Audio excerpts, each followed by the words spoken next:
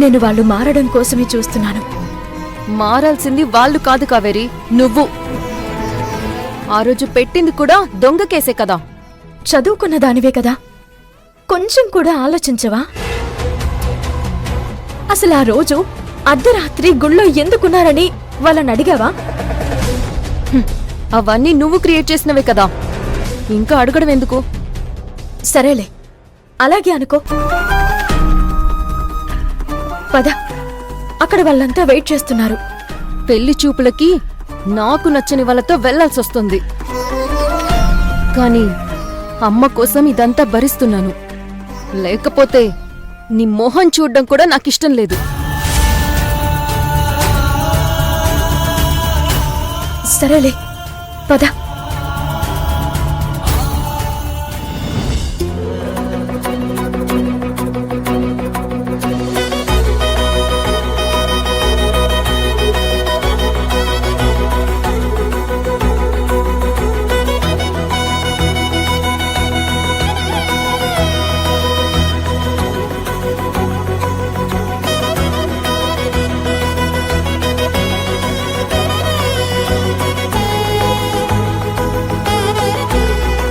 రామ్మా, వచ్చి కూర్చో. కూర్చో.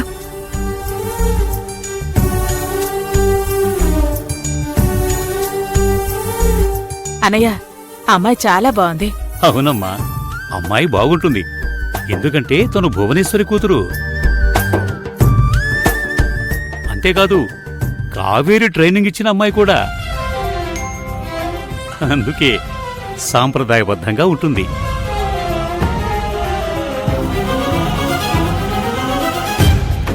కరెక్టే అన్నయ్య. భువనేశ్వరి గారు, మీకు మంచి కోడలు దక్కింది. అలాంటి కోడలే మీ కూతురు రూపంలో మాకు దక్కాలని కోరుకుంటున్నాను. తప్పకుండా యశోద గారు.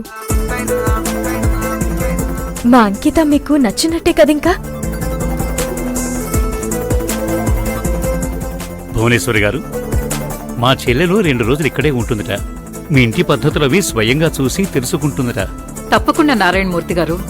ఆవిని 2 రోజులు కాకపోతే వారం రోజులు ఉండమనండి, మాకేం అభ్యంతరం లేదు. కావేరి, నీ వంట అద్భుతంగా ఉంటుందని చాలా మంది చెప్పారు. ఈ పూట నేను నీ చేతి వంట తినచ్చా? తప్పకుండానండి. మీకేమిష్టమో చెప్తే అవే చేసి పెడతాను. నువ్వు బాగా చేసే వంటకం ఏదో ఒకటి చేసి పెట్టు, అదే తింటాను. అలాగేనండి. భువనేశ్వరి గారు, మరి నేను వెళ్ళొస్తాను. 2 రోజుల తర్వాత మళ్ళీ వస్తాను. నాకు చాలా పనులున్నాయి. భోంచేసి వెళ్ళండి. 10 నిమిషాలు ఆగండి సార్. గబగబా వంట పూర్తి చేస్తాను, తినేసెళ్దురు గాని. సరేనమ్మా, నువ్వింతగా అడిగితే ఎలా కాదంటాను. మూర్తిగారు, తిని వెళ్ళడం కాదు, మీరు కూడా మా ఇంట్లో 3 రోజులు ఉండాల్సిందే. అంతే. సరేనమ్మా, మీ ఇష్టం. మీరేంటి అలా నిలబడ్డారు? కావేరి పొన్నుకి హెల్ప్ చేయండి. పొన్ను, తీసుకెళ్ళు, కట్ చేయించు బాగా కూరగాయలు. వెళ్ళండి. రండి.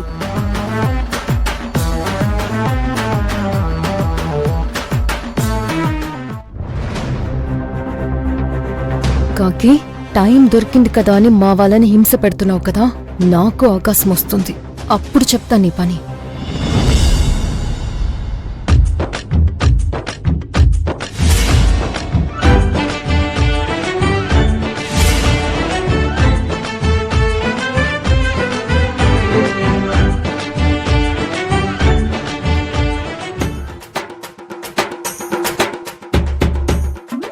కావేరి పొన్ను, ఒక విచిత్రం చూసావా?